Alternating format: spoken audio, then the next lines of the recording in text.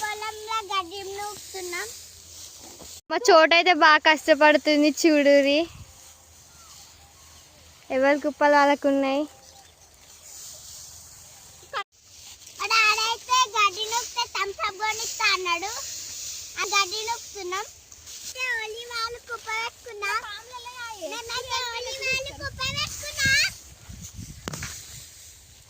మా తమ్ముడు అక్కడ నూకుతుండే, నేను కూడా అక్కడికి పోయి నూకుతా. కొంచెం జల్దీనే అవుతుంది. కొంచెం హెల్ప్ చేస్తా మనం చెయ్యి నూకు.